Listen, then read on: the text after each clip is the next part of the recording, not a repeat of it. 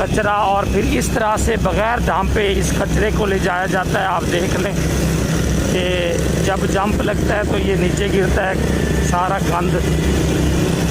ملتان میں چلنے والی جو ایک بھی گاڑی کے اوپر جو ہے کپڑا نہیں رکھا گیا ہوتا. ایک مرتبہ سڑکوں کی صبح سویرے صفائی ہوتی ہے, اس کے بعد اس طرح کی جو گاڑیاں ہیں. مریم نواز حکومت پنجاب کا ستھرا مہم جو ہے وہ یہی ستھرا مہم ہے. محنت بھی ہو رہی ہے لیکن اس محنت کو ضائع بھی اسی طرح سے جو ہے وہ کیا جا رہا ہے. ممتاز آباد ملتان فلائی اوور پر ہم موجود ہیں.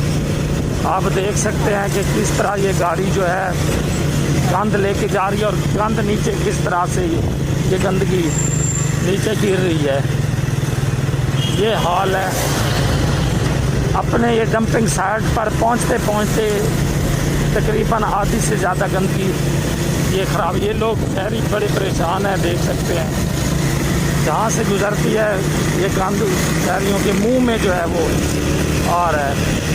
تو کمشنر ملتان کو چاہیے, سی او ویسٹ مینجمنٹ کو چاہیے کہ ان گاڑیوں کو جو ہے وہ ڈھانپ کے رکھیں تاکہ جو گرنے والا گندگی ہے, محنت ہے, وہ بھی ضائع نہ ہو اور شہری بھی اس گندگی سے محفوظ رہیں.